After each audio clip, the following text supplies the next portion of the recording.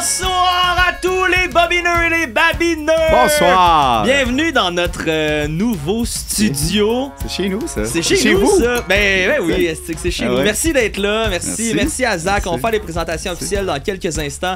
Merci à vous à la maison d'être encore avec nous, que ce soit en audio ou maintenant en vidéo officiellement. Oui. On se retrouve tout de suite après Jingle. On a une grosse épisode de prévu pour vous. Puis moi j'attendrai pas plus que ça. Là, je suis tout fébrile. On part la machine. On y va? On y va, man. Let's go. Yeah! Bonne saison, bon épisode.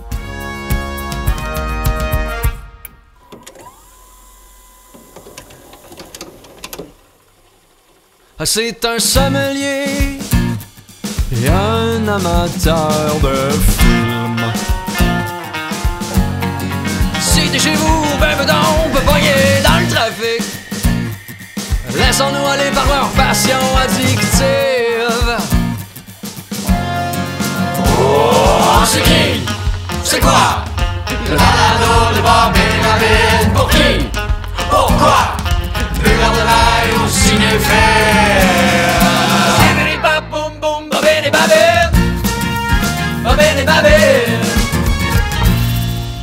Belle petite surprise en commençant Oui. l'épisode. Hey, Ça commence bien. Ça commence très bien. Hey! Un nouveau jingle. Nouvelle saison. Des nouveaux sauts, esti, en état de propre. Nouveau Ouais. linge, Hey. nouveau studio. Ben Bienvenue! ouais. Bienvenue. Officiellement à Bobine et Babine, Le podcast. saison 1, appelons-la comme Ouais. ça. Officiellement, on est parti, la machine est partie.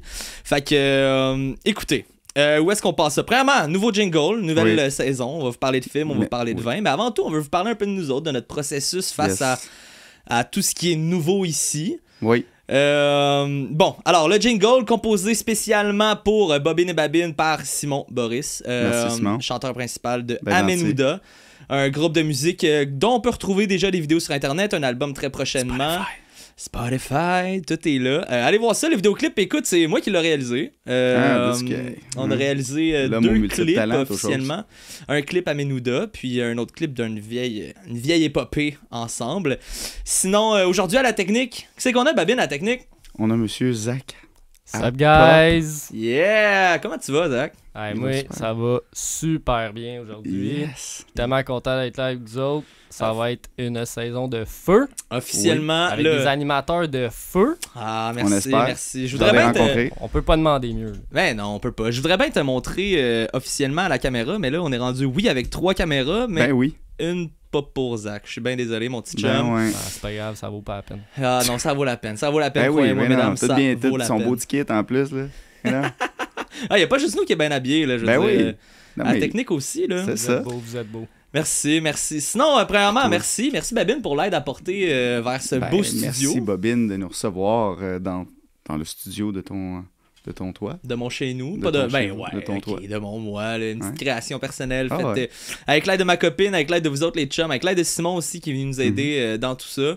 Fait que voilà, on est prêt à vous recevoir dans notre nouveau studio, notre nouveau chez nous, le nouveau lieu d'enregistrement de Bobine et Babine. Ben oui. Maintenant que ça c'est fait, qu'on a mis ça de côté, je pense qu'on peut tout de suite y aller avec une formule que vous connaissez, c'est-à-dire la Oui. formule épisodique de Bobine et Babine. C'est pas nos premiers épisodes. Non, pas un premier barbecue. là. C'est pas le premier barbecue, c'est pas le premier rodéo, c'est pas la première fois. Vous savez comment ça fonctionne. Puis ici, on aime ça se recevoir avec une bonne bouteille. Oui. Et c'est pour ça qu'aujourd'hui, je vais te demander officiellement pour la première fois, Babine, qu'est-ce qu'on boit? Aujourd'hui, mon cher Bobine, mon cher Zacapop, on va boire le Moulin à vent 2014 de chez Isabelle et Bruno Perrault. On parle ici de Beaujolais. Ok. Beaujolais, une région qui est au sud de Feu-la-Bourgogne. Maintenant, c'est plus dans la Bourgogne. Mais donc, on est en France et on est sur du Gamay à 100%. La région où est-ce que le Gamay domine, c'est pas mal juste ça qu'on va retrouver en vin rouge. Donc, c'est le raisin, pour ceux qui ne savent pas. Donc le gamay, c'est le raisin? Exactement, Ok, le seul parfait. raisin qu'on a le droit d'utiliser dans le Beaujolais, et on va retrouver 10 crus dans le Beaujolais, certains plus qualitatifs de d'autres, dont un qui est classé parmi les meilleurs, Moulin à vent. Nice. et ici- Classé parmi les meilleurs. Oui, oui, avec Morgon, probablement les plus haut placés. Et ici, 2014, oui, on va sur quelque chose d'un peu plus vieux, parce qu'en fait, on a besoin de quelque chose qui bouge beaucoup. Vous allez voir pourquoi plus tard.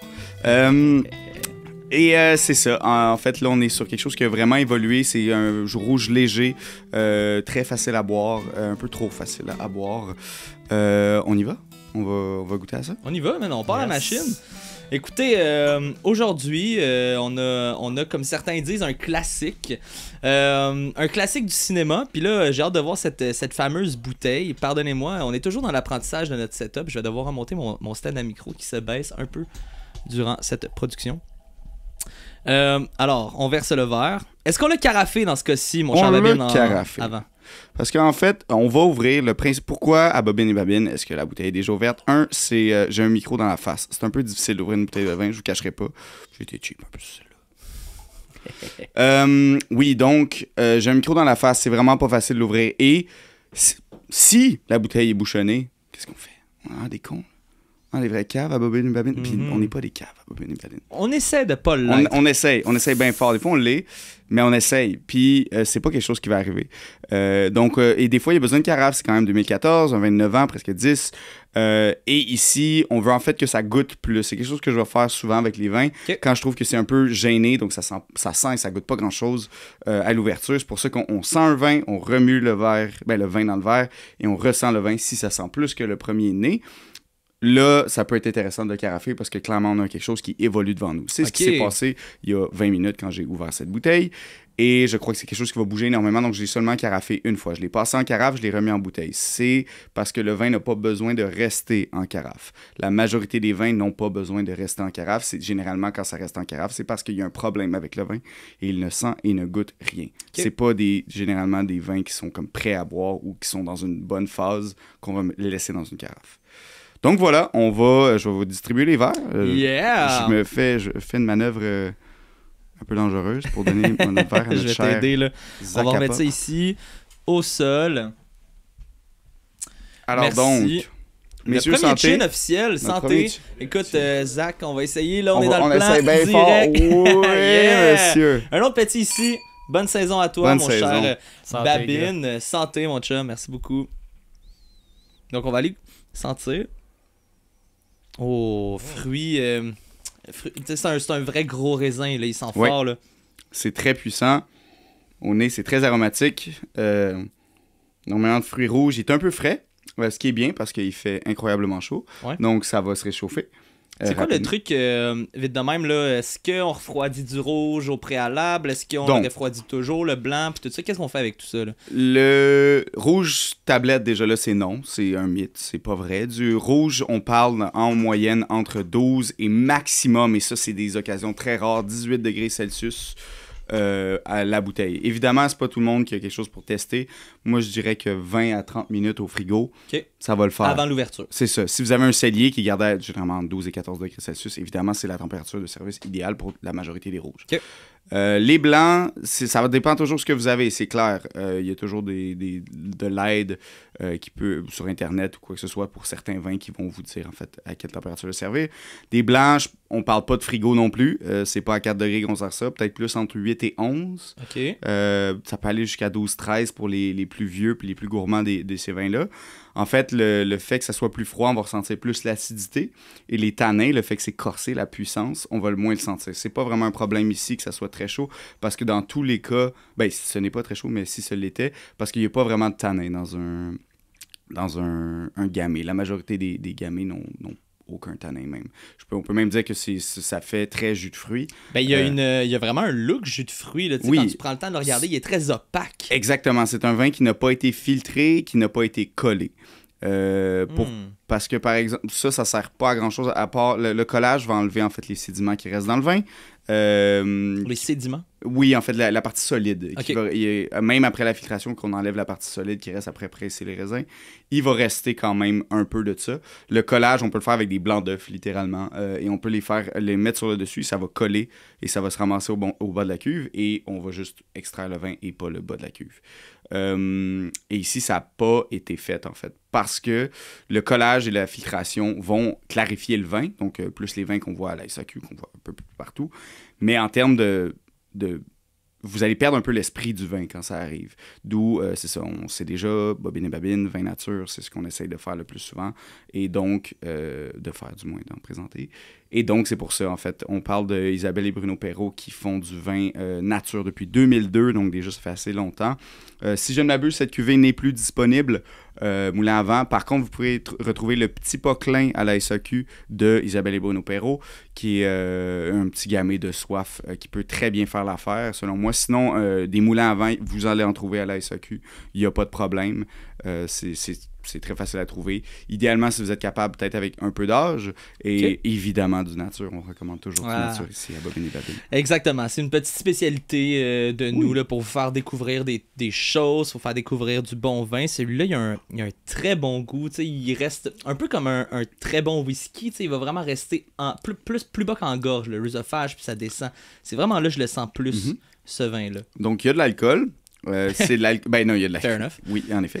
Mais l'alcool fait ça. Ce qui est étrange, c'est que c'est quand même juste 11% d'alcool. C'est pas très puissant en alcool comme vin. 2014 n'était pas une année très très chaude, donc année plus chaude, généralement on a plus d'alcool. Ici, c'est ça. C'est pas vraiment, j'ai l'impression, l'alcool qui reste, c'est vraiment que on a une longueur en bouche. Longueur en bouche veut souvent dire tout le temps qualitatif. Évidemment, c'est un bon goût qui reste. Et là, je trouve que c'est un bon goût. On a vraiment le côté mûr des raisins mûrs et du fruit de la mûre qui reste en bouche à la fin, qui est vraiment, vraiment beau. C'est très bon. J'ai vraiment hâte de voir à quel point ce vin-là va changer au courant de l'émission. C'est ce qu'on aime aussi, amener quelque chose qui a une ténacité, une vie, puis qui va vraiment s'en aller un peu partout. Et de là, on n'a pas le choix, évidemment, comme Bobine et Babine, c'est autant la semellerie que le cinéma. Vous parlez du film de la semaine. Ben oui, c'est quoi le film de la semaine? On n'est pas ici juste pour se présenter et se dire on a fait un studio, la vie est belle. Non.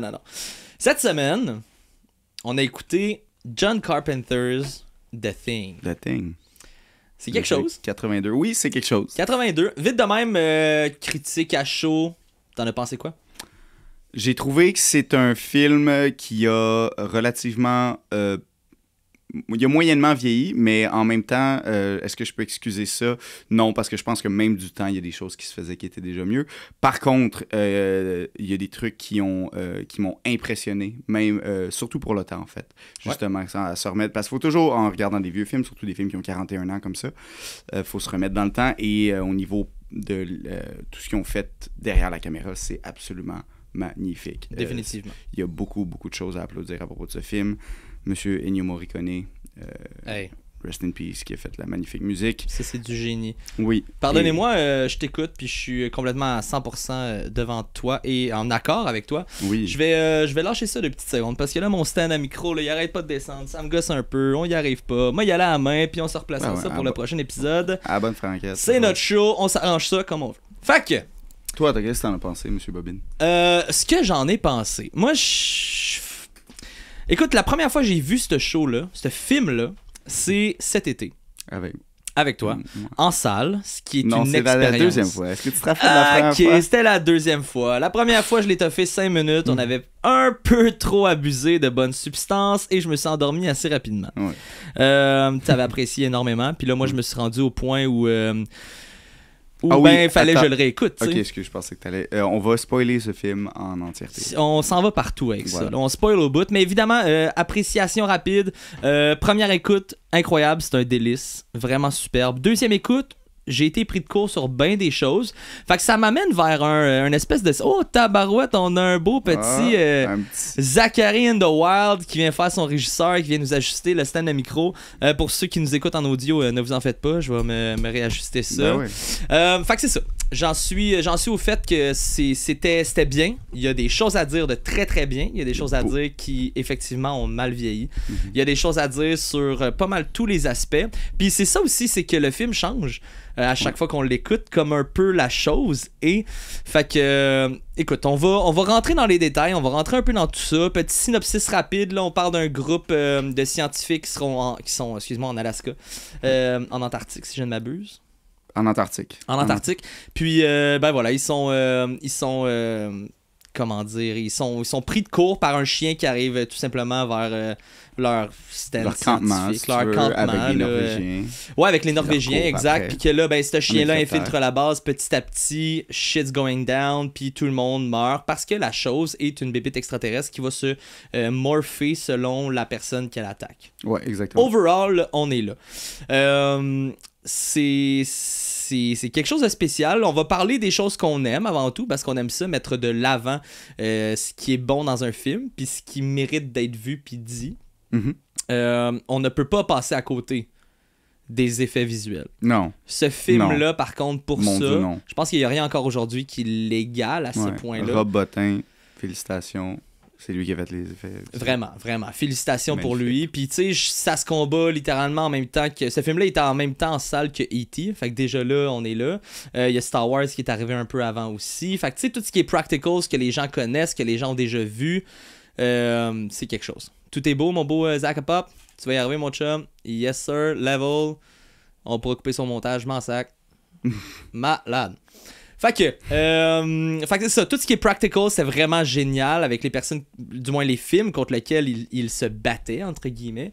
C'est quelque chose. Oui, c'est fou, mais c'est justement, c'était pas le même succès que Star Wars ou E.T. en 1982, vraiment pas. Non. Et on peut comprendre pourquoi, voir à côté de quoi ça a sorti. Ouais. Mais pourtant, c'est resté à ce jour un classique culte, vraiment, Oui. avec une bonne raison. Oui, excellent. Ça a été un pardonnez-moi, ça a été un classique, mais pas à sa sortie. Non. Pour avoir fait un peu de recherche sur le film, extrêmement critiqué, le film Oui. de John Carpenter dès sa sortie. Pas en bien, les gens trouvaient ça long, trouvaient que c'était un peu boboche, un peu plus série B qu'ils pensaient. Très Je pense série que B ça allait. même, ce que j'ai. Très, très, très série B. Puis c'est vraiment une fois que le film est sorti à la maison, que les gens ont commencé à le revoir en cassette, de reculer, de placer des bouts, que là, l'espèce d'effet terreur a entré et que là, les gens, en fait, en ont parlé de ce film-là. Ce qui fait en sorte qu'aujourd'hui, nos parents, les gens qu'on connaisse, un peu plus vieux, sont vraiment... Ils aiment ce film-là parce qu'il n'y a rien comme la chose. Non. Il n'y a rien comme ça. Non, il n'y a rien comme ça, en effet. Sinon, pour passer rapidement à un autre sujet, on a la musique. Monsieur Ennio Morricone, on le rementionne parce que un des plus important. grands musiciens de l'histoire du cinéma. J'ai fait le saut en regardant le générique d'intro quand j'ai vu ça. Ouais. Musique par Ennio Morricone. Oh, ok. Pour ceux qui ne savent pas, en fait, la majorité des spaghetti western de Clint Eastwood, de Sergio Leone des années 60. Ta-da-da-da, da-da-da. Voilà. Merci. Ça, là. There Ça, we c'est go. lui, tu sais. Puis c'est iconique, tout le monde connaît ça.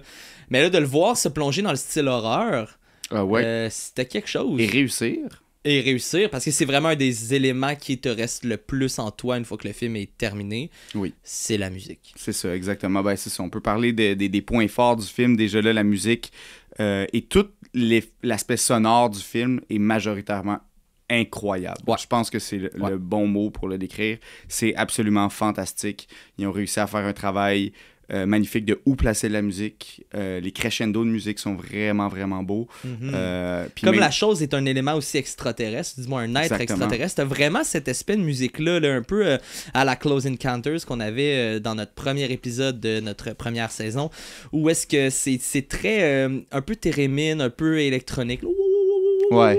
Il y a des waves, il y a un style sonore qui est... Science-fiction, extrêmement. inspiré de la science-fiction d'il y a 20 ans, donc les années 60 dans ce temps-là. Ouais.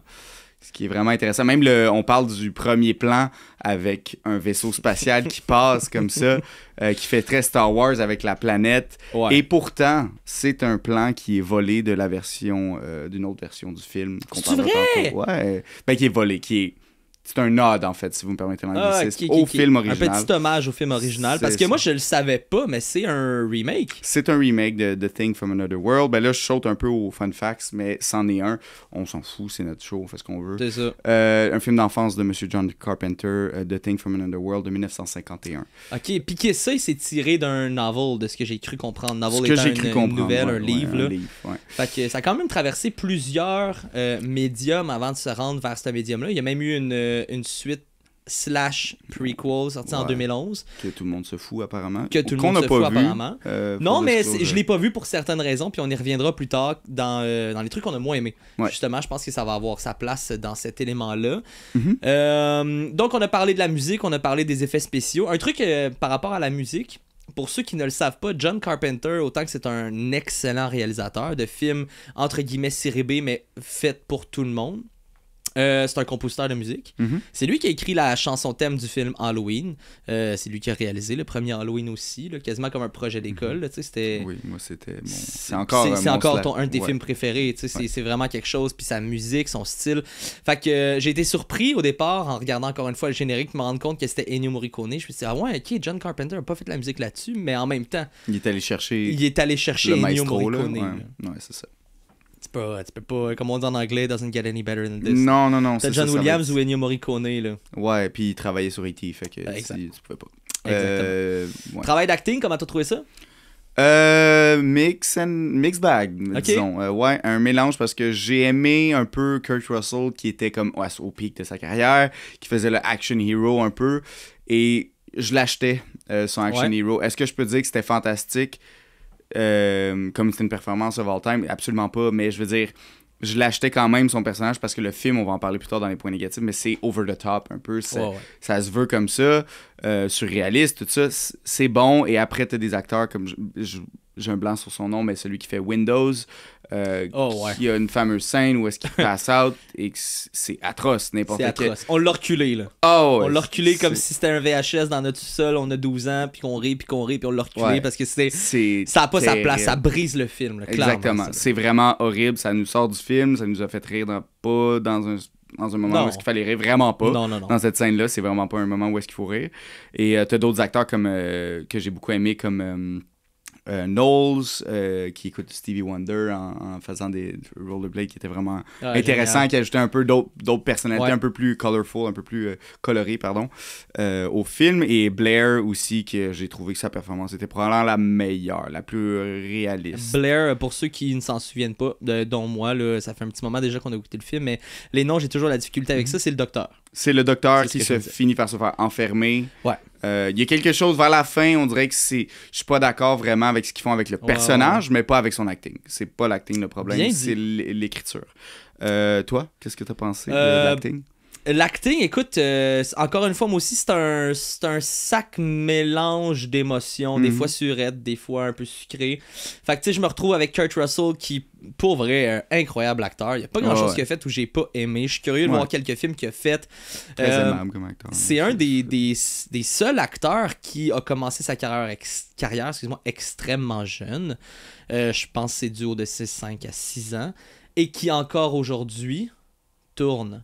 Ouais. Et qu'il est respecté dans le domaine. C'est impressionnant, là, le dude, il a genre 80. 60 quelques années. Là. Il approche 80. hein? Bon, c'est ça. Fait que 70 quelques années. Là. Ouais. C'est quelque chose, là. Kurt Russell, on l'a vu dans plusieurs films d'action, plusieurs comédies, plusieurs films familiales. Il a tout Il a fait. tout fait, là. Ici, on est dans l'horreur, définitivement, parce que un des autres aspects que j'aime beaucoup, on y reviendra encore une fois, mais c'est l'aspect gore qui est aucunement retenu. Non. Moi, j'aime pas ça quand c'est là de manière superflue ou Gratuite. juste pour impressionner. Ouais. Tandis que là, on est là pour choquer, mais c'est pas trop abusé non plus. Non, puis tu sens que c'est dans l'histoire. C'est vraiment, ça marche Imprégné. dans le script. Exactement.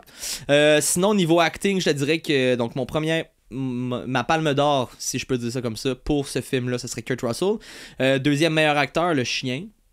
Ouais, c'est vrai que ça paraît drôle. Mais, C'est mais niaiseux, hein? c'est vrai, la scène où est-ce qu'on le Toute voit, l'intro. qui sort, qui pousse la porte avec son museau Ouais. et après qui marche comme ça, Ouais. on le sent qu'il y a quelque chose de pas correct, aussi par les effets sonores, par la musique, Mhm. mais le chien qui regarde autour, clairement, on dirait qu'il sait qu'est-ce qui se passe. Il sait qu'est-ce qu'il est en ouais. train de faire et ça reste un chien, là. Et, tu sais, ils ont utilisé des vrais chiens tout le long du film. Excepté une scène où Oui, on va y on va revenir y plus tard. revenir, exactement. Mais tu sais, c'est lorsqu'il rentre aussi dans le chenil où est-ce que là, il y a comme 8 autres chiens. Ouais. Puis en passant, c'est censé être des loups, là, mais je veux dire, on parle Ouais, de série B. c'est- ouais. Ben, en tout cas, il y a des chiens dans le chenil, oui, mais le chien principal est censé être un loup. C'est un peu whack. On le sait tous que c'est un chien. husky, là, ouais. C'est un husky. Là. On a tous On déjà est vu pas- ça. Là. On ouais. a des amis qui en ont. puis C'est beaucoup plus gros qu'un husky. Un loup. Ouais, c'est vraiment plus gros, plus poilu, puis tout ça. Ouais, mais ouais. comme, genre, tu le prends. là. C'est pas une question Non, de non, look non, dans ce cas-ci, ça, c'est une question de mais casting je- parce qu'il a le chien. Là. Ouais, puis je comprends le côté pratique parce qu'aller chercher un loup et l'entraîner.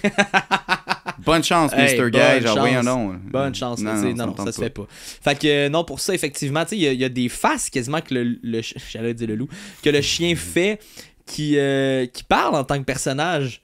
Fait il y a quelque chose de spécial et il y a une belle technicalité face à ce training-là qu'il y a eu, cet entraînement canin-là qu'il y a eu. Ça mérite d'être dit parce que c'est rare que les animaux dans les films vont soit me faire ressentir quelque chose ou sinon bien jouer. Ou tu le vois des fois là, il regarde le gars qui place la lampe derrière la caméra. Puis tu le sais que c'est lui qui regarde. Et pas du tout. Dans ce cas-ci, là, c'était justement à quoi tu penses. Sachant que tu es un être extraterrestre, à quoi tu penses. Ça peut aller jusque-là. Fait que voilà, pour les autres acteurs, pas de performance mémorable. Là. C'était très 1982. On crie tout le temps, on dit notre speech vite, on fait des one-liners, c'est très simple, mais il y a une phrase ou deux qui sont un petit gag, mais sinon c'est genre, ah oui c'est quoi que je dis, ok puis pour le faire vrai je vais le crier, puis je vais vraiment le déblatérer rapidement. Ouais. C'était ça dans ces années-là, c'est ça qui fonctionnait, là, on a droit à ça, ça marche-tu? Pas tant, pas avec moi personnellement. Je comprends qu'encore une fois c'est un film culte, beaucoup de monde l'adore. De notre côté, moi je suis un peu 50-50 sur comment j'ai trouvé ça. Ouais, ben c'est ça. Mais moi je peux en excuser un peu parce qu'on dirait ce qu'on voudrait, il y en a dans Star Wars ces trucs-là. Et on va regarder Star Wars, toi et moi sommes des gros fans. Ouais. Il y en a quand même là-dedans. On n'a pas l'attachement de l'avoir vu quand on était petit. Fait que clairement, on a juste le point de vue critique de l'avoir vu littéralement il y a 1 an, même pas 1 an. Donc, pour la première fois, évidemment. Et c'est ça, je trouve que c'est un peu... ça donne plus envie de les regarder, comme j'ai revu récemment Indiana Jones, que je t'avais parlé, qui tient, selon moi, plus vraiment. C'est ça, des années 80, je trouve qu'on a beaucoup de choses qui ont mal vieilli, même avant, là, pire avant. Ouais. Mais il y a quand même des trucs qui tiennent. On a vu Psycho, justement, quand on est allé écoute, on va faire une petite trêve là-dessus, justement, pour expliquer comment on a vu, c'est quoi le contexte qui a fait en sorte qu'on a pu voir The Thing en salle.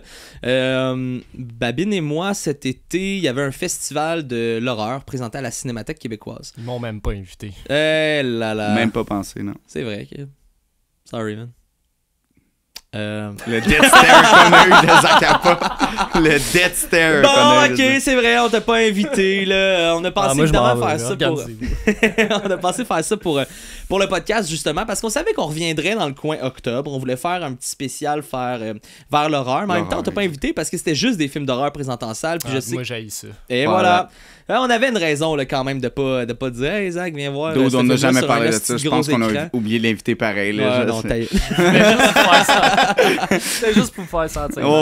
Fait que c'est ça. Tout le mois de juillet puis le mois d'août à la Cinémathèque québécoise à Montréal, ils présentaient des films d'horreur en salle. On a eu la chance de voir The Thing, justement. On a eu la chance de voir The Mist sur pellicule. Oui. Incroyable. On a eu la chance de voir Psycho en salle. On a eu la chance... personnellement, j'ai eu la chance de voir... Ensemble, on a vu Angst, effectivement. Moi, j'ai été voir A Nightmare on Elm Street. Moi, j'ai vu Dracula. T'as vu Dracula avec 1931. Christopher Lee. Non, en 31, non. Okay, là, c'est la première monture de Dracula, non, effectivement. Phil, vas-y. peux-tu expliquer à notre monde c'est quoi la différence entre une pellicule puis toutes ces différences-là? Avec plaisir. Je pense déjà aussi au prochain segment qu'on va faire, mettons, je sais très bien qu'on va finir par faire Oppenheimer parce qu'on a vécu une expérience aussi en allant voir ce film-là. J'ai à la maison, Barbenheimer, effectivement. J'ai à la maison dans mes boîtes parce qu'on est toujours en processus de déménagement, construction de studio et tout. Mais j'ai des pellicules. Donc il y a plusieurs différences. Il y a des pellicules 8 mm, 16 mm. On a du 35 mm puis on a du 70 mm. En fait, il y a du 65 mm puis du 70 mm. Quelques différences. Et il y a du 70 mm IMAX, mais là, on gardera ça pour un autre épisode. La pellicule, en fait, ce qu'il y a de spécial avec ça, comparé dans ce cas-ci au digital, c'est que le digital va être transformé de manière numérique, ou est-ce que ça va devenir des pixels, puis les pixels vont générer une image qui va être le plus beau possible. T'sais, c'est pour ça qu'on est rendu avec du 4K, du 8K, on a justement, si tu vas sur ton YouTube, puis que là en ce moment tu nous écoutes, tu t'en vas cliquer sur 1080p parce que c'est comme ça qu'on filme, mais tu peux aller vers du 720p, tu peux aller vers du 480p, ça c'est la qualité DVD qu'on a connue pas mal toute notre vie. On a du 360p, ça c'est une mauvaise connexion internet parce que personne écoute des affaires sur 360p. T'as du 244, t'as du 100, puis là ça sert plus à rien. C'est 240 et 144, non? C'est ça, 240 et 144. Pourquoi ça existe? On parle même pas de ça. Okay? Non. C'est probablement pour ton petit iPod Nano en 2005, genre. Ouais. probablement pour ça. La grosse différence, en fait, c'est que lorsque mettons, une image de pellicule va être transférée de manière digitale, ça devient des pixels. Et là, tu perds un peu de résolution. On va aller en rechercher de la beauté de résolution, encore une fois, aujourd'hui dans le 4K et tout ça, où est-ce que ça va te donner une clarté très claire sur ton image, une définition incroyable, mais ça n'accotera jamais ce que la pellicule est capable de représenter. Parce que la pellicule, un peu comme le vinyle l'est au CD, le CD est transformé digitalement, les tracks sont digitales, tandis que le vinyle, c'est physique. Tu as une aiguille qui va aller toucher à chaque son qui a été reproduit et créé sur disque. Tandis que sur pellicule, ben, c'est une caméra et la lumière qui emprisonne une image sur un film, puis c'est ça qui va te donner justement la qualité visuelle. Fait que tu peux zoomer à l'infini sur une pellicule, puis ce que tu vois, c'est que ça devient des petits grains, puis des petits grains jusqu'à des mini points, mais tu vas jamais perdre de définition parce que c'est pas des pixels. C'est pas des pixels, c'est la réalité, c'est ce que ton œil voit, c'est ce qui a été perçu et imprégné sur une petite pellicule. C'est pour ça qu'il y a du 8 mm, ce qu'on va retrouver peut-être dans les films familiaux de vos grands-parents, genre si on sent dans le grenier ou whatever, des petites pellicules, ou peut-être même du 16 mm. Tu vas avoir une qualité correcte, mais tu vas avoir beaucoup de grains dessus, parce que justement, c'est tout pris sur un plus petit format. 35 mm, là, on arrive vers un format qui est standard à Hollywood. Puis c'est là que tu vas avoir des qualités de film très très belles. Mettons qu'on va avoir des remasterisés 4K, comme par exemple à la maison j'ai Le Parrain ou j'ai Seigneur des Anneaux. Beaucoup de films qui ont été tournés sur pellicule, qui sont mis sur 4K, c'est complètement impressionnant. Tu peux quasiment plus avoir ça sur digital tellement que c'est spécial, tellement que c'est nickel, c'est vraiment propre. Puis là en plus, lorsque c'est projeté sur un projecteur, comme par exemple on a vu avec The Mist, ben, c'est que là justement l'image qui a été imprégnée n'est jamais passée dans un ordinateur vraiment. Là, elle a toujours été retransférée sur d'autres types de pellicules, faire un traitement d'image et mais projeté en salle avec une grosse lampe qui va simuler la lumière du soleil pour te le projeter sur un gros écran. Donc, préférablement, toujours voir les films en pellicule lorsque c'est la chance. Oui. C'est difficile. De nos jours, il n'y a plus grand-chose qui sont faites comme ça. On parlait d'Oppenheimer qui a été tourné comme ça. Le dernier avant, c'était Hateful Eight de Tarantino, du moins qui a été projeté comme ça en salle. Puis après ça, on retourne un peu plus dans le passé. Là, évidemment, tu as les Tenet, t'as plein d'autres films justement de Nolan. C'est Nolan Tarantino qui s'en occupe. Ouais. Mostly. Même Scorsese, à cette heure, je pense qu'il va peut-être shooter plus digital. Ouais. Ben, je me rappelle pas du dernier Scorsese en pellicule. Non, c'est ça. Mais si vous avez la chance de voir des films, justement, comme nous, on a réussi à voir la Cinémathèque québécoise qui projetait Merci autant à la Cinémathèque, d'ailleurs. Merci pour la Cinémathèque. D'ailleurs, on a notre carte annuelle. Fait que s'il y a d'autres présentations, on va venir au courant pour aller voir ça. Donc, les autres, ils vont toujours le mentionner. Est-ce que c'est une diffusion en 4K numérique? Est-ce que c'est une diffusion numérique cinéma 1080p HD normal, ou si c'est une diffusion pellicule. Fait que voilà la différence pour répondre à ta question, Zach, entre la pellicule et le numérique.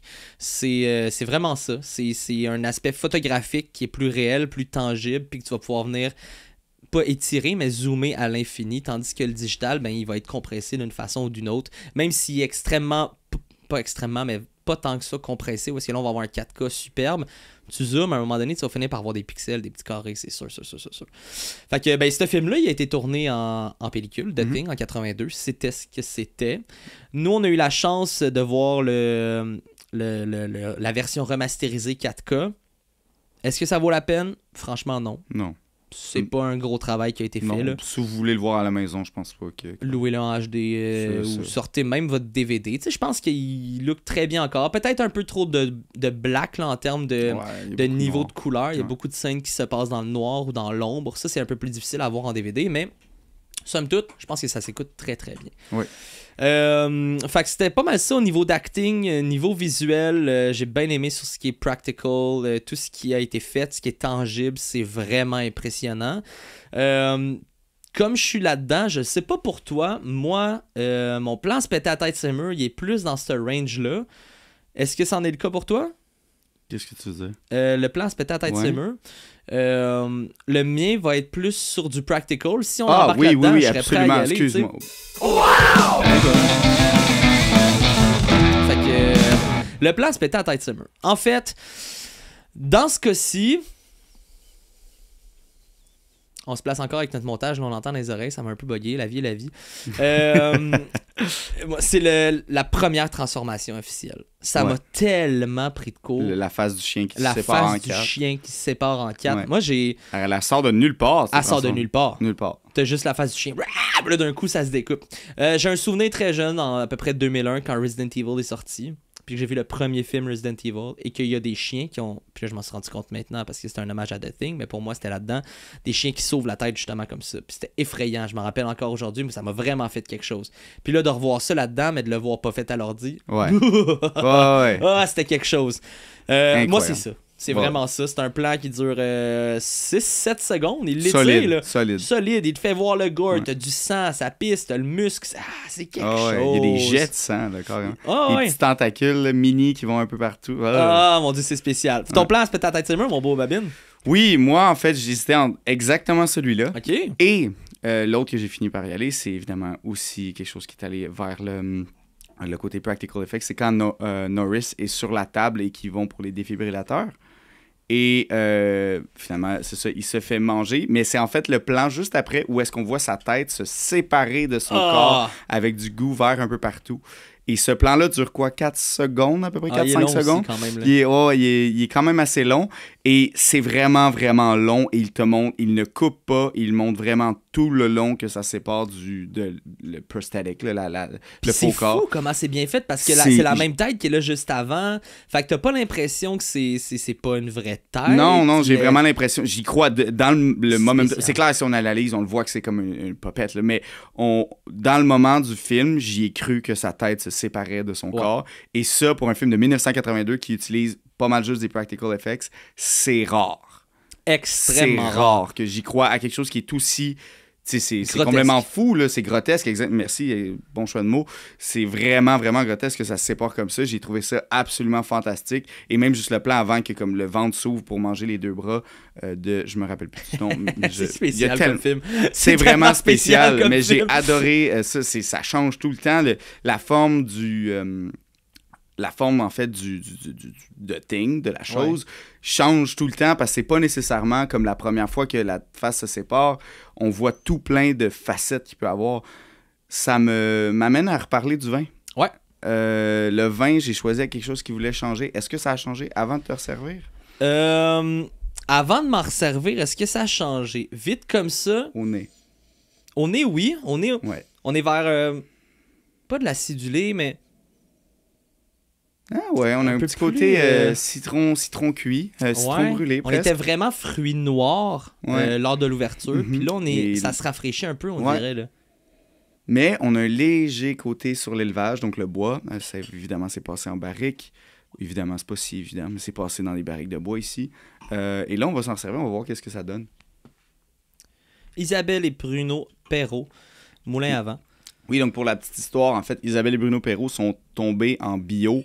Ils sont pas tombés, sont devenus en bio en 1999 à la base. Okay. J'ai bien dit que commençait une nature en 2002, mais le bio, ça a commencé en 1999. Okay. Parce que Bruno est devenu sévèrement malade. Monsieur Zacapop. Fait que Bruno est tombé malade. Oui, il est tombé en fait malade. Excusez-moi, c'était pas facile. Babine et faire deux choses en même temps. Ouais, il n'y en aura pas de facile.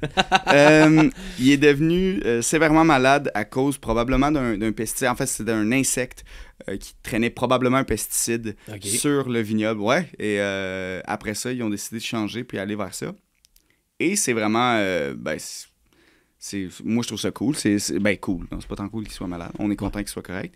Mais c'est ça. C'est une belle chose à présenter maintenant. Et c'est du vin purement... du vin libre. Du vin qui n'a pas été passé par 1 million de produits chimiques. C'est vraiment spécial. Je sais pas si vous le voyez bien comme nous, là, mais il y a vraiment... C'est très jus de raisin, là, la texture. Là.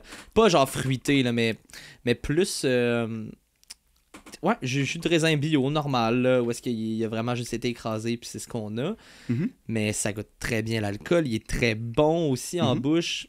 Il est pas rond comme certaines bouteilles peuvent l'être. Non, du tout. Assez léger, là, comme vin rouge. C'est très léger, en fait. C'est un vin sur la légèreté. On est allé sur un film d'horreur trailer. Ouais. Je voulais pas quelque chose de lourd pour aller avec. Je l'ai fait avec justement Close Encounters of the Third Kind. Mais là, on était sur un classique qui était moins horreur là, quand même. C'était en plus un thriller là, que de l'horreur. Lorsqu'on parlait de Close Encounters, exactement. Donc là, je suis allé avec quelque chose de plus corsé de Léon Barral. Ouais. Et là, je pense que c'est nécessaire qu'on parle de sujets un peu plus lourds. C'est pas vraiment lourd comme film, mais voilà. C'est cru. Exactement, c'est oui, exactement, je suis bien d'accord. Ouais, comme ce vin-là, il est cru justement parce que, c'est cru. C'est vraiment ce que c'est. C'est exactement ça. Est-ce que t'as moins aimé? Ouais, c'est exactement là que je m'en allais. Il y a beaucoup de choses, en fait, qui sont... Il y a des plot holes, des trous d'histoire, je sais pas comment... Ouais, des plot holes, on pourrait dire ça comme des trucs qui font pas de sens, qui lorsque tu te mets un peu à réfléchir à ça, sont jamais expliqués. C'est juste là, puis tu te poses des questions, mais t'as aucune réponse qui est vraiment obtenue par rapport à ça. C'est plot ça. Holes. Qui ont jamais été... C'est ça. Jamais expliqué. Premièrement, Clark, le personnage qui s'occupe des chiens. Ouais. Pourquoi il agit comme ça tout le long? Et on découvre éventuellement qu'il est même pas un alien. Il est vraiment, vraiment étrange tout le long. Il est très whack. Et c'est même pas dit dès le début, ah ouais, mais Clark est whack. C'est pas vraiment dit, à part qu'il y a une passion pour les chiens, puis je sais pas si ça qualifie pour être bizarre. Ouais, c'est un peu un imbécile de ne jamais ouvrir les lumières quand il va dans à quelque part, le chenil ou ouais, le chenil, exactement. Quand il va au chenil, il n'ouvre aucune lumière. Même quand il revient, quand il sait qu'il y a une bébite, il n'ouvre pas la lumière et on sait qu'il y a une lumière. Je suis comme... What? C'est un petit peu... Aide-toi, là. Aide-toi, c'est complètement ridicule. Donc, pourquoi un laboratoire de recherche a autant de fusils? Pourquoi? Il y a littéralement, à un moment donné, Windows arrive et il y a une rangée de fusils. Je veux bien que un revolver, ok, je peux y croire, je peux l'acheter. Mais là... Non, il y en a énormément. Il y en a beaucoup, là. Vous êtes en Antarctique, qu'est-ce qui se passe? Qu'est-ce que vous pensiez faire? Aller à la chasse? Ça, j'y crois pas. Puis Blair, qui réussit à construire un vaisseau spatial avec des parties d'hélicoptère. Qui construit un vaisseau spatial, je peux y croire parce que, ok, c'est là, l'alien. C'est un être extraterrestre. Tout ça, ouais, je peux y croire. Mais c'est en quoi? Même pas 24 heures? Même pas 12 heures? Un affaire de... Ben, au pire, c'est en 24 heures. Au pire, c'est en une semaine. T'es tout seul, tu construis un... prêt, là. Avec des parties d'hélicoptère. Puis l'hélicoptère, c'est pas comme s'il était tout parti. Il y a des morceaux qui sont partis, puis t'as un vaisseau spatial en dessous de la Terre. Ouais. Non, ça, non. Je l'achète pas pantoute. Moi non plus. C'est vraiment ridicule. Donc, il y a quelques trucs. Ça, de fade out. Énormément. Pour ceux qui savent pas, c'est des plans en fait qu'on va fade to black, on va arriver à du noir. Et en plus, on a un freeze frame avant, donc la caméra arrête et ça gèle là avant que ça fasse ça. C'est pas une bonne manière de faire ça. Les transitions, je l'avais écrit, c'est pas... Il y en a qui sont comme, ok, c'est cool, ça fait un peu science-fiction années 80. Il y en a donc qui sont dégueulasses. J'ai d'autres choses à dire, mais je suis d'accord avec toi. Moi, ça me pue au nez. Ouais. Les fondus au noir, j'haïs ça. Dégueulasse. J'ai la difficulté avec ça. Ça peut être bien fait, ça peut être bien utilisé. Rarement. Certes, rarement. Il y a une raison, je pense, pour l'utiliser, ou est-ce que tu peux faire une belle transition avec.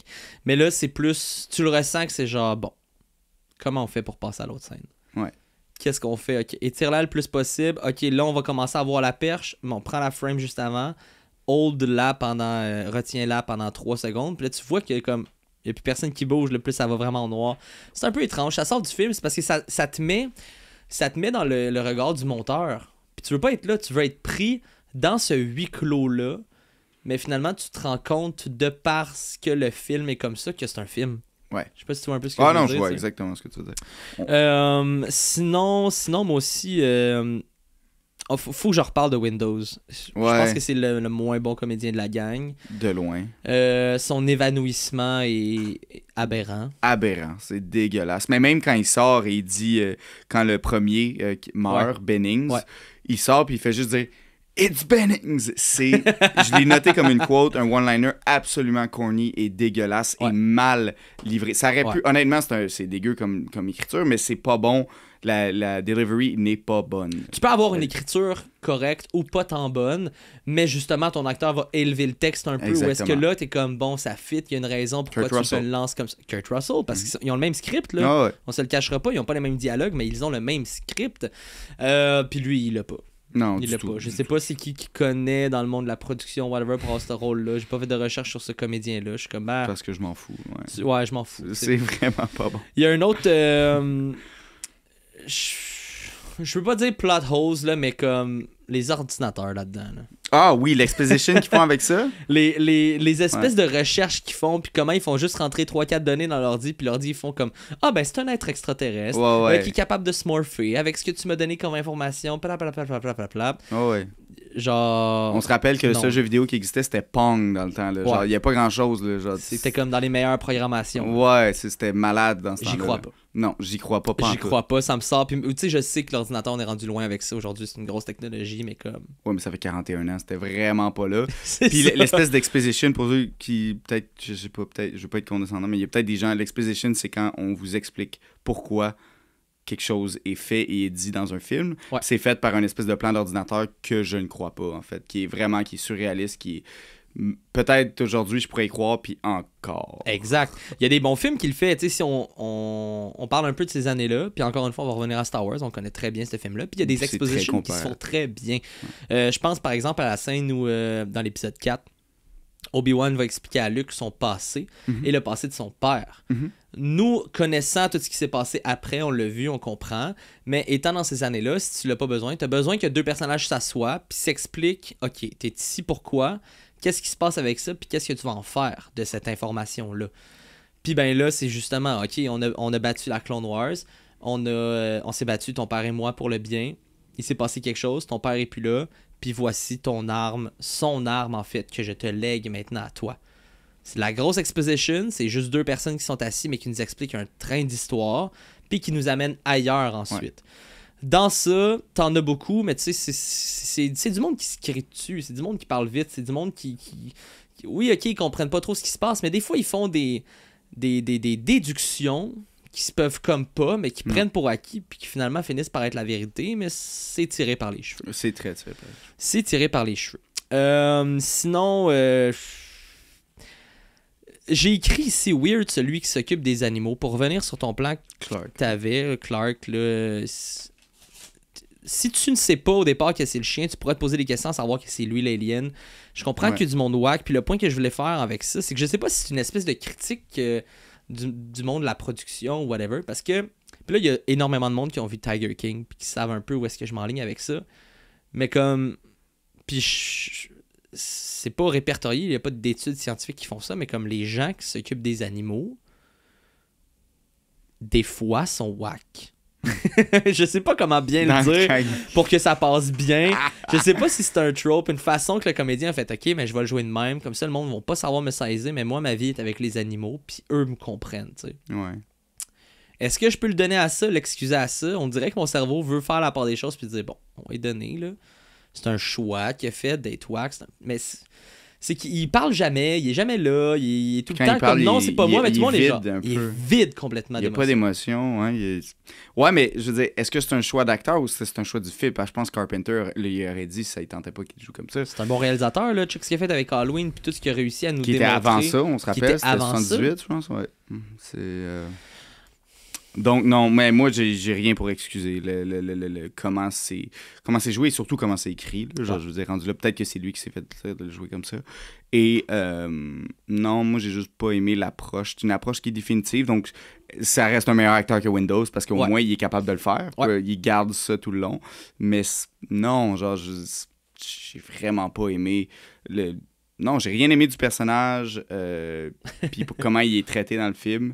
J'ai trouvé ça cool, limite à la toute fin, qu'il se fasse tuer, puis là, oups, c'est un humain, hey, which makes you a murderer, tu sais, Charles dit à McCready qu'il est un meurtrier maintenant, puis ça a plus vraiment d'impact, parce que c'est vraiment un aspect que j'ai oublié de dire que j'adorais du film.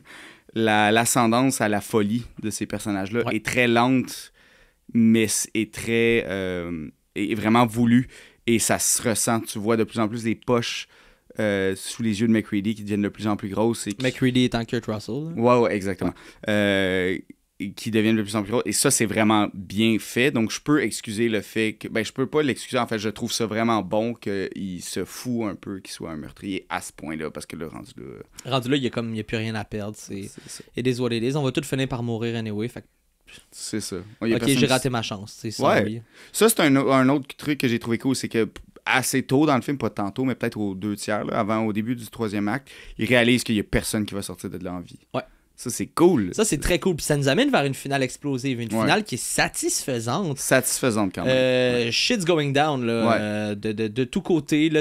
On gère le docteur, on le laisse enfermer parce qu'on le sait qu'il est fou. Est-ce que c'est la chose ou non? Est-ce que la chose est capable de se multiplier si on l'enferme là? Est-ce que l'un de nous est la chose? Est-ce qu'on a raison de l'avoir enfermé? Il y a tellement de questions de morale qui se posent dans le film, qui apporte justement la réflexion. Puis je pense que c'est un autre point fort justement du film. Une des scènes qui m'a vraiment marqué lors de ma première écoute en salle, mais encore cette semaine, que j'ai trouvé très intéressante, le test de sang. Oui, moi aussi j'avais ça. Personnellement, ça sort de nulle part. Parce que là, c'est un ordi qui l'a dit. Ouais. Mais la façon dont c'est filmé, la façon dont c'est amené, la façon dont on prend le temps de créer un suspense et de nous montrer que, bon, si notre tache de sang rentre en contact avec telle chose, un événement va se produire. C'était quoi là, exactement le produit? Une needle? Non, il fait pour tester le sang. Oui, c'est ça, c'est électronique. Il chauffait un bout de fil en métal, puis il le mettait dans le parce que la chose réagit mal au feu. Ou à la chaleur. Ou à la chaleur, tu sais. Fait qu'ils vont venir faire ça, mettre une goutte de sang, ils sauvent la main, ils laissent du sang tomber. Si tu le fais dessus, puis qu'il se passe rien, cool, t'es un humain. Si tu t'en vas pour le mettre dessus, puis ça vire fou. Bon, mais pas besoin de te dire que c'est toi la chose. Comme il arrive pour Palmer, je crois. Ouais, c'est son nom. Ouais, cette scène-là, vraiment. Mais c'est ça, cette scène-là est vraiment efficace. Puis comment après ça, tout part et découle de ça. Fait que ce build-up-là est intéressant. Par contre, l'heure à passer avant, c'est là que j'ai beaucoup de difficultés. Il y a beaucoup de longueur. Mais pour parler des bonnes choses, la finale est vraiment quelque chose de bien. Avant de terminer vers la finale puis de démontrer ce que j'ai aimé, puis quelques théories qui sont présentes, qui sont dans l'air, qu'on a pris le temps un peu d'analyser parce qu'on les connaissait, ayant fait une petite recherche après notre premier visionnement, et là de le réécouter, d'apercevoir des choses. Il y a un élément que je peux pas passer à côté, puis je pense que c'est ce qui m'a le plus sorti du film, mais l'affaire, c'est que c'est dans les 4 premières minutes du film. Puis ça, c'est difficile à avaler. Ah oui. La première chose, c'est le premier plan. Moi, personnellement, là, puis là, je comprends que c'est un hommage de ce que tu m'as expliqué tantôt dans l'espace. J'ai vraiment pas besoin de ça. J'ai pas besoin que le film commence dans l'espace, qu'il y ait un vaisseau spatial qui s'écrase sur Terre, puis après ça, comme 10 000 ans plus tard, on arrive où est-ce qu'on est. Ouais. On s'en fout. C'est déjà expliqué dans le film qu'il y a quelque chose qui est trouvé dans... Puis ça rajoute un peu plus de mystère, je pense, parce que justement, on sait pas ce qui se passe. Je pense que ça aurait eu plus d'impact avec le loup qui arrive, avec l'hélicoptère qui est là, le fait qu'on comprenne pas ce qui se passe. À nos yeux aussi, on aurait su que c'était un loup. Là, parce que j'ai vu ce vaisseau-là, puis j'ai vu que les humains capotaient, puis qu'ils savaient pas trop quoi faire avec ça. Le cerveau est pas con, puis il est capable d'assembler un casse-tête assez rapidement. T'sais. Ouais. Fait que ça m'a un peu sorti du film, mais ce qui m'a le plus sorti du film, c'est lorsque l'hélicoptère s'atterrit, qu'il tire sur le chien, que là, t'as c'est un Suisse, c'est des Sweden. Non, c'est des Norvégiens. Norvégiens, oui. Non, ils n'arrêtent pas de les appeler les Swedes. C'est ça, exact. Je me suis laissé emporter par le personnage, justement. Donc, les Norvégiens qui sortent de l'hélicoptère, puis là, t'as le plan découpé avec le montage le plus long qui se passe. C'est épouvantable. Découper la grenade, t'as le plan sur la main de la grenade. 2 secondes qui passent, t'as le gars. Ah shit, je l'ai encore dans les mains, qui la lance derrière. Fait qu'elle sert à rien, cette grenade-là. Elle finit par péter quelque chose. Attends. Ouais, elle finit par péter l'hélicoptère, mais avant ça, on a son ami, parce qu'ils sont 2, qui saute sur la grenade pour essayer de la prendre et la lance. Quel imbécile! Ouais. Sur cette planète. C'est le training à la guerre, tout ça, va créer le dommage, va amortir le choc, le damage pour pas que ça pète comme tout. Mais je veux dire, c'est pas une bombe atomique. Non. Si tu cours et tu sautes, au pire, ton hélicoptère va exploser, mais comme tu mourras pas, puis genre, t'es pas en train... Tu sais, ton ami est déjà parti, là. Ouais, c'était dur à avaler comme pilule. Puis on n'a pas eu de présentation encore des personnages principaux. Fait que je suis juste devant un spectacle qui me retient. La première fois qu'on l'a vu en salle, il y a eu des rires à ce moment-là. Je l'ai laissé passer, je sais, c'est la première fois que je le vois, puis je le vois où ça s'en va, puis ça se rattrape. Forcément. Mais là, quand on l'a réécouté, puis je fais ah oui, c'est vrai. C'est vrai, puis c'est pas tant bon, non. Non, en effet. Parlant de trucs qui nous ont. Ouais. Très bon choix, ce vin-là. Oui, mais il y a quelque chose qui se passe qui est négatif dans le vin, qui est le fun parce que ça se développe et ça nous permet d'en parler au podcast parce que ça nous est, je crois, jamais arrivé. Le vin est en train d'y arriver quelque chose qui arrive avec certains vins qui sont peut-être trop vieux, qui sont peut-être trop jeunes, qui sont peut-être mal faits. Ici, je crois qu'il commence à avoir fait son âge et peut-être probablement qu'il y avait un défaut à la fabrication du vin. En bon québécois, le vin est en train de pinoter. Pinoter, ce que ça veut dire, c'est que ça va goûter en fin de bouche et surtout sur la rétro-olfaction. La rétro-olfaction, c'est quand vous faites, et excusez mon micro, on va le voir sur la caméra, quand on fait ça et que ça goûte encore, qu'on goûte encore le vin, vous n'allez pas le sentir au nez. Vous n'allez pas le goûter même quand ça arrive dans votre bouche. Ouais. C'est vraiment après. Ça va goûter un peu les arachides rancis. Ou même, ça va... Je sais que ça sonne complètement différent, mais ça l'est pas tant que ça, croyez-moi. Ça va sentir ce qu'une souris sent. Littéralement, l'animal, une souris. Là. Okay. Et donc, on va... Mais les Français, souvent les Européens vont dire la souris. Ici, on va beaucoup dire pinotte. Donc, ouais, ça sent un peu ranci. Ah ouais, je viens de l'avoir, là. Parce que, ouais, goûte-le, tu vas l'avoir. Au nez, pas vraiment. Au nez, ce qu'on a qui s'est installé, étrange, normalement, on l'a à l'ouverture, c'est aussi considéré un défaut du vin nature, mais c'est très léger, pas du vin nature en général, mais qui peut arriver, c'est de l'acidité volatile. Ce que c'est de l'acidité volatile, c'est le fun, on peut parler des deux sur le même vin, c'est quand même assez impressionnant. Wow. La volatile, ce que c'est que c'est une acidité qui s'installe et qui n'est pas qualitative. Souvent, ça sent littéralement... Je me rappelle, c'est pas de l'acétone le nom, mais le truc pour enlever du nail polish remover, c'est j'ai pas le mot français, mais le truc pour enlever Cutex, merci. Ah, du Cutex, ben oui. Ça sent un peu le Cutex. Mais ça sent un tout petit peu le Cutex et il y a pas grand-chose à faire à part attendre le vin pour ça. Il y a des vins que ça sent tellement ça sent littéralement la peinture qu'on peut pas l'enlever. Là, c'est vraiment léger, je trouve pas que c'est ce qui domine dans le vin. Mais quand ça commence à pinoter, ça va juste aller de plus en plus pinoter. Et donc, à ce moment-là, je vous dis, messieurs, et si ça vous arrive à la maison, arrêtez de remuer votre vin. Arrêtez de le faire bouger, parce que plus vous le faites bouger, et plus il va pinoter. Il va continuer à aller dans cette direction. Et le vin ne deviendra pas meilleur à ce temps-là. Ça veut dire que ça fait quoi? Là, ça doit faire pas loin d'1 heure que la bouteille est ouverte. 45 minutes à peu près, C'est une bouteille que si vous avez la chance de trouver, que je la conseille quand même, mais soyez plusieurs à la boire. Et peut-être pas plus vite. Ouais, exactement. Parce que moi, je l'ai pris donc au restaurant Alep. D'ailleurs, merci. Merci au Alep. Oui, merci au Alep qui a réussi à m'avoir cette bouteille. C'est d'ailleurs grâce à ce restaurant qu'on réussit à avoir des belles bouteilles souvent ici, plus des raretés, parce que autant qu'on veut trouver des trucs que les gens peuvent retrouver, je vais donner des recommandations, mais nous, on a envie de se faire plaisir. Et le fait que, évidemment, je travaille dans l'industrie fait que je suis capable de trouver des trucs un peu plus le fun. Et donc, 2014, sur ce vin, attendez votre vin. Je sais que les gens ont tendance à vouloir... essayez. Si vous aimez des vins, limite, regardez online. Contactez-nous sur Instagram. Je vais vous répondre. Ça va me faire plaisir. Ce que je devrais faire vieillir, ma bouteille préférée qui est XYZ.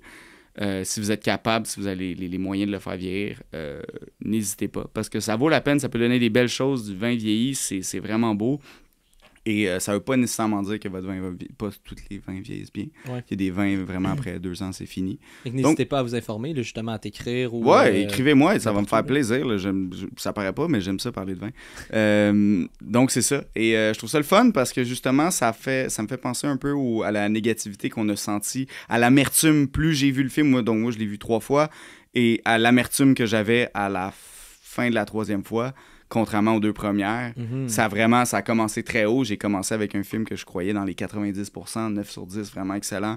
Et maintenant, je pense peut-être un 5 sur 10. J'irais sur du 6, parce que je suis plus capable de ressortir le bon stock, mais le mauvais stock, il rentre dedans. Là. Ouais, il rentre dedans. Mais je le réécouterais puis je le conseillerais, mais c'est un film qui est maintenant average, qui est dans le milieu, qui n'est pas incroyable, qui n'est pas mauvais non plus. C'est pas un mauvais film. C'est une bonne idée.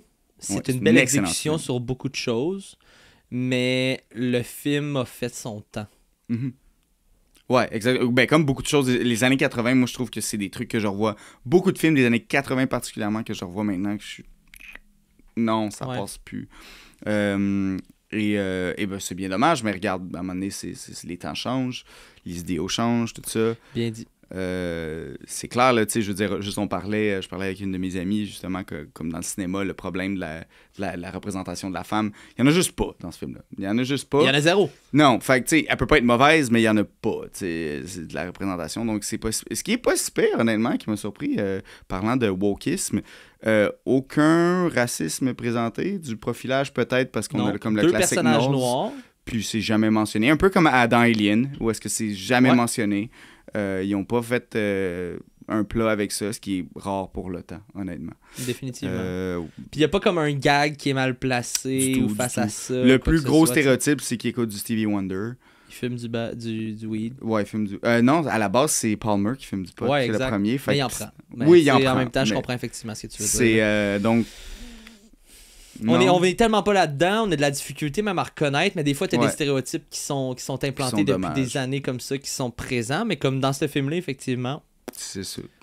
Là, effectivement, non, il n'y avait pas de femmes. Non, c'est pas aussi cool qu'Alien à ce point-là. Écoute, ça s'excuse jamais, définitivement, mais quand tu comprends le contexte du huis clos, des recherchistes en Antarctique des années 80... I guess. Non, puis même pas I guess, c'est garde à un moment donné, c'est un choix, ils ont fait ça, boum, c'est comme ça, c'est fini. Il y a eu un remake sur le film qui a été fait en 2011, on en parlait un peu plus tôt, mais c'était justement un prequel. C'est ce qui se passe avant que le chien arrive finalement dans notre film qu'on parle présentement. Puis ils ont sauvé un peu ça, de ce que j'ai pu comprendre. Le personnage principal, c'est une femme.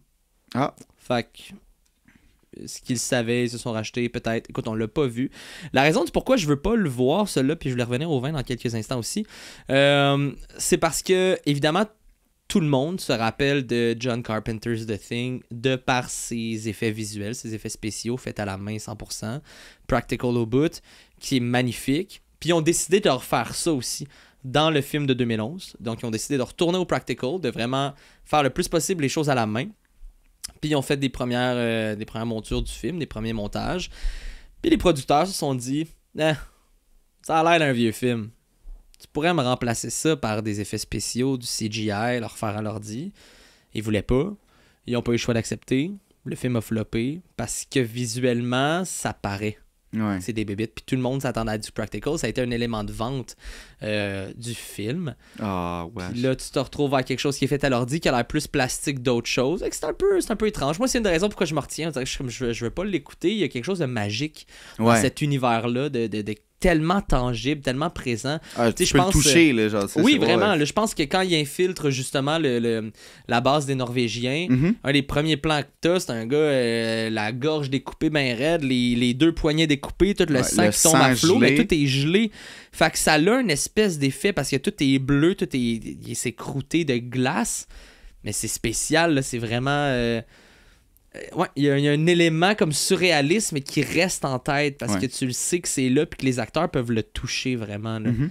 Je voulais revenir un peu au vin parce que je sais qu'une de tes missions pour ce film-là, c'était d'avoir quelque chose qui change. Ouais.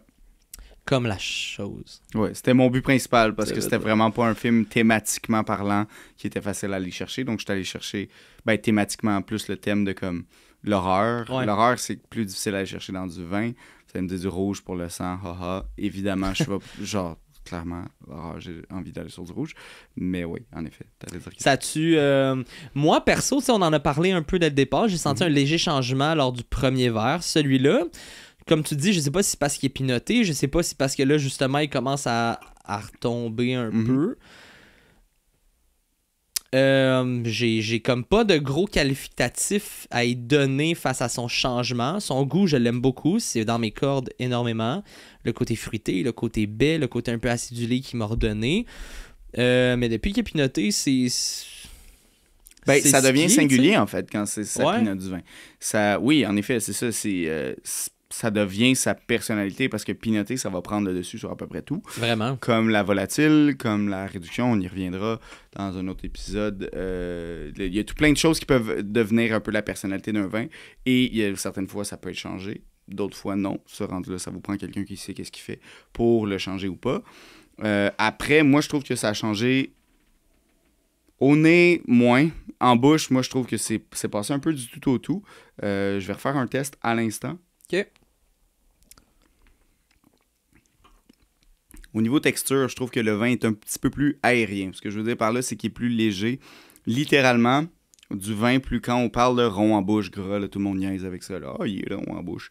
Oui, en effet, des vins sont ronds en bouche. Ce que ça veut dire, c'est littéralement l'épaisseur du vin. Du vin qui est plus rond va être plus difficile à filtrer parce qu'il est plus tech, là, il est plus épais. Et ça, j'ai l'impression que plus ça va et moins ça se ressent comme étant épais comme vin. Et c'est vraiment un truc littéral, là. C'est pas juste des fantaisies de comme un ressenti. Non, c'est comme ça. Et je le trouve, c'est ça, en bouche, je trouve que ça a complètement changé, mais en effet, le nez a beaucoup moins changé que ce que je croyais qu'elle allait changer. Ouais. C'est une très bonne bouteille, là. C'est beau, c'est beau. Mais c'est ça, ça a juste changé. C'est à peine... Tu sais, là, on a du végétal qui s'est installé, un côté plante de tomate, un côté peut-être herbe fraîche. Presque été italien, genre vraiment comme les herbes fraîches italiennes qu'on sent pas mal plus au nez. Et le fruit est devenu un peu plus rouge que noir à l'ouverture. Tu sais, bleuet mûr à l'ouverture, là, on a plus même framboise noire à l'ouverture. Et là, on est plus sur de la cerise. Fait qu'il y a eu un changement clair, mais il est pas... c'est ça, il n'a pas changé, malheureusement, pour le mieux. Ce qui est le fun, parce que ça nous démontre, on est à Bobine et Babine, on c'est pas là pour apprendre des trucs sur le vin et le cinéma. Et là, ça nous a montré quelque chose, cette bouteille-là, ce qui est vraiment le fun, surtout pour le premier de la saison. Je suis vraiment content que ça... Très, très cool. Voilà. Avant de clore tout ça, j'aimerais ça juste qu'on parle de la finale, puis de... évidemment, de ce film-là. Écoute, on se remet en perspective, tout le monde est mort. Il ne reste que 2 survivants. Tout est en feu. Ouais. On pense avoir réussi à attraper la chose, mais on le sait pas. Mais qu'est-ce que tu veux? C'est la fin.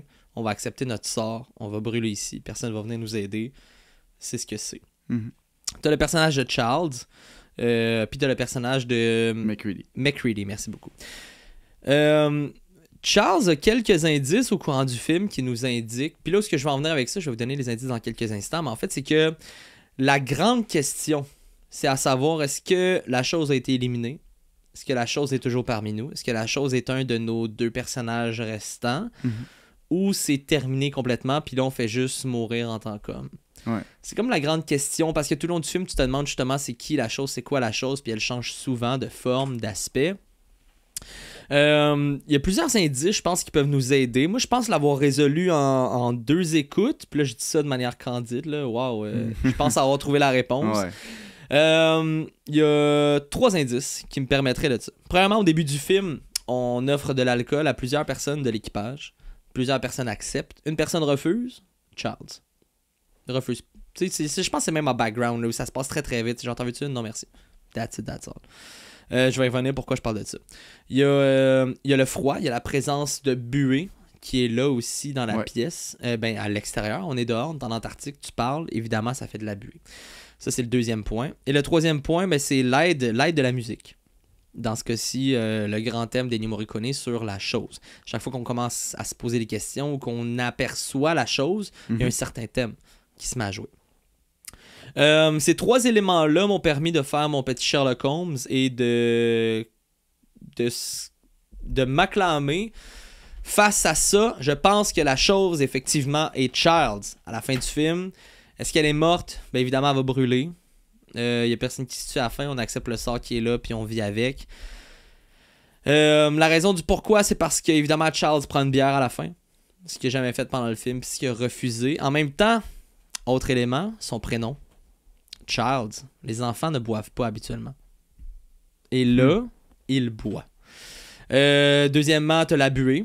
La buée, par contre, c'est un peu touché parce que sur tous les plans où on voit Charles à la fin qui parle avec McGreedy, McGreedy a énormément de buée dans son visage. À chaque fois qu'il s'exclame, qu'il lâche juste un petit son, qu'il ouvre la bouche, tu en vois. Charles en a pas, sauf une seule fois, dans un plan extrêmement rapide. Troisième chose, c'est la musique. Lorsque ça termine, les deux se relancent un sourire, si je ne m'abuse. Et lorsque le sourire de Charles est là, la musique embarque. Puis là, on s'en va vers la fin du film. De par ces 3 indices-là, je vais même en rajouter un 4e, justement, je parlais du prénom de Charles. Ben, je pense que c'est clair. Je pense que notre personnage principal a été épargné durant tout le film. Il aurait survécu à tout ça. Il a réussi ce qu'il devait faire. C'est une tragédie. Ça se termine mal. Mais je pense que tu n'as pas besoin de poser la question plus longtemps. Effectivement, la chose est toujours présente. Elle a gagné, quant à moi. Puis c'est ça qui arrive. Ouais, c'est juste. Ben, c'est correct que ça finisse mal aussi, des films d'horreur. On est habitué. On aime ça quand ça finit mal. Ben, c'est le but. C'est le but, c'est ça qu'il faut. Y a-tu d'autres indices, toi? Est-ce que tu t'es posé cette question-là? Moi, une fois que j'ai raconté à du monde que j'avais vu The Thing, une des premières questions, c'était genre, tu penses-tu que c'est la chose? Ouais. Ça m'est revenu souvent, puis j'étais comme, guys, oui, pour moi, c'est clair. Ouais. Ouais, non, si j'avais eu un guess, moi, ça aurait été Child, du fait. Juste de l'attitude aussi du personnage. Ouais, c'est comme d'un coup, il est tout trop calme, ouais, posé. Il y a une chose qu'il n'a jamais, tu sais, quand ils disent, quand il veut prendre le contrôle, puis comment il va prendre le gun, puis il fait, on va prendre quelqu'un qui est more even-tempered, tu sais. Ouais, exact. McCready répond ça. Puis juste là, j'ai commencé à avoir des doutes. sur lui. Puis mes doutes n'ont jamais été... pas bon dans ce cas-là, genre? Non, c'est ça. J'ai jamais... Remis en question. J'ai jamais remis en question ces doutes-là. As-tu une quote? Ouais, c'est là j'allais justement. J'ai une quote. Écoute, c'est une quote qui m'a fait rire parce qu'en soi, dans ce film-là, le scénario est très boboche. Ouais, c'est ça. Ça se peut qu'on ait la même. Écoute, moi, c'est Can you turn that shit down? I just got shot today. Ouais, et voilà. I'm trying to get some sleep. I was shot today, qui dit par Bennings quand Knowles écoute Stevie Wonder trop fort. Ouais. C'est le meilleur gag du film, je trouve. Ouais, c'est comme le seul que sa place, c'est là. Mais c'est parce que sinon, ça aurait été quoi? C'est genre help me, holy shit. It's Bennings. It's Bennings. Décalisse. Ok, ça peut peut-être rentrer dans le palmarès de donner quelque chose à Windows, mais c'est pas mal ça. Hell no, man. Hell no. Écoutez, on s'apprête à finaliser cette premier épisode de notre nouvelle saison. Mais avant, les fun facts. Les fun facts. Hey, merci mon cher Babine. Effectivement, les fun facts. T'as un plein de fun facts. Raconte-moi ça, je suis prêt à écouter. J'en ai 4-5, mais on a déjà parlé de quelques-uns. Donc, c'est un remake, comme je disais, de Take From Another World, de 1951. Tu penses que ça a été filmé où, ça? Je pense qu'il y a eu quelques shots d'extérieur qui ont été faits sur les lieux. Mais, mis à part ça, là, ça file très soundstage. OK. Donc, le film a été filmé en partie à Los Angeles, donc en studio. Clairement. Et d'ailleurs, un studio qui a été mis à 4 degrés Celsius, qui est quand même assez le fun. Ouais. C'est pour ça la température pour garder une bouteille de blanc, ça? Oui, 4 degrés, parce que donc la buée qu'on voit, c'est littéralement... c'est vrai, là. C'est pas des blagues. Nice. Et le reste, entièrement, en Colombie-Britannique. Ah ouais? Donc, pas en Alaska, pas en Antarctique, rien de ça. Au BC. Ensuite de ça, Rob Bottin, c'est à l'âge de seulement 23 ans. Rob Bottin? B-O-T-T-I-N. Ouais, okay. Rob Bottin était responsable de l'entièreté des effets pratiques. À 23 ans? À 23 ans. Il a travaillé tellement fort, à peu près du 22 heures par jour. Il est allé à l'hôpital en hospitalisation après ce film. Oui, il a pogné une syncope ou je sais pas. C'est qu'il est tombé à terre, là. Ben, tu sais, d'ailleurs, sur mon plan se pète à la tête ses murs, cette scène-là où est-ce que Norris est sur la table, Carpenter voulait du vrai feu pour rendre ça comme plus vrai. Et le modèle est tombé en feu. Ça leur a pris 4 mois à le monter. Et Carpenter était comme, il faut en refaire un maintenant. Ça leur a pris 1 semaine à le refaire. No way! À travailler justement, 20. Puis ce qu'on voit se faire arracher la tête, c'est le produit d'une semaine? C'est le produit d'une semaine. Parce que le premier a brûlé. Ouais, bravo. Honnêtement, bravo. Le Bleu de Montréal devrait prendre exemple sur eux autres. Ouais, mais hein? Ça n'a aucun sens. Et donc, je suis... félicitations, honnêtement. C'est fantastique à toute l'équipe. Rob Bottin et toute son équipe. C'est absolument fantastique. Je suis complètement sur le cul, là. Ouais. C'est assez impressionnant. Et finalement, on parlait que le film n'a pas été aimé du tout. J'ai trouvé ça quand même drôle parce que Christian Nyby, ou Nyby, là, c'est N-Y-B-Y, je sais pas comment dire. On va dire Nyby pour l'épisode. Et c'était le réalisateur de Think From Another World. Et quand il a vu le film, il a dit exactement ces mots. Il était quoi à dire? « If you want blood, go to the slaughterhouse.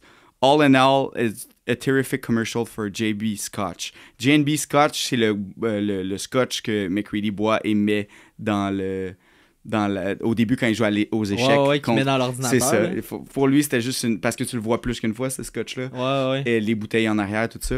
Et pour lui, c'était juste une annonce pour ça. C'était dégueulasse. Il était insulté par ce film. Ben, il y a un peu Stephen King aussi qui a eu cette syndrome-là avec The Shining. T'sais. Exactement. The Shining, autant qui a été élevé comme étant une grande œuvre de cinéma. Mais comparé au livre, l'auteur est genre, c'est de la merde. C'est pas... au pays, ils ont pris le titre puis that's it, tu sais. C'est un peu ça, là. Exactement. Mais voilà. Et puis, voilà, fait quelques petites choses à savoir, fun à savoir. C'est des faits très intéressants. Ça m'habite encore. Tu sais, je repense une couple de fois à ce film-là, puis c'est ce qui va me rester, c'est ce qui est bon.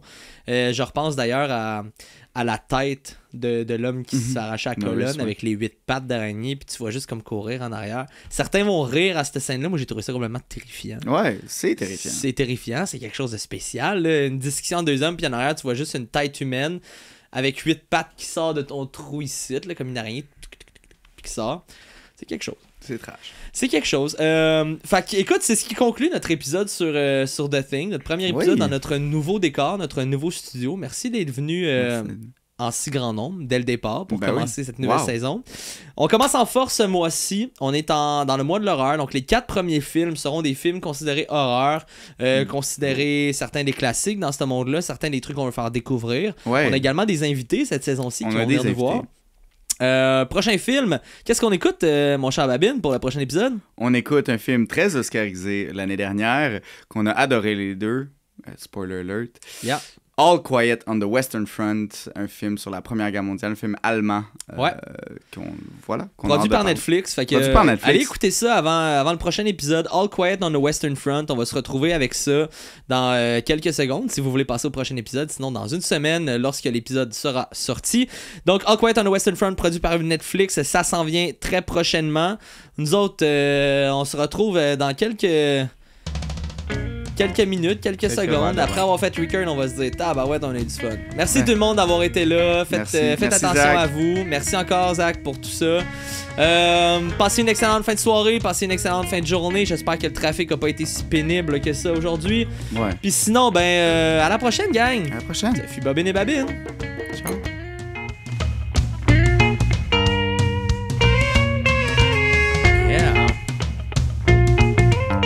Bobine et Babine ne condonnent en aucune façon de boire trop d'alcool. C'est pas des jokes, les dynamiques.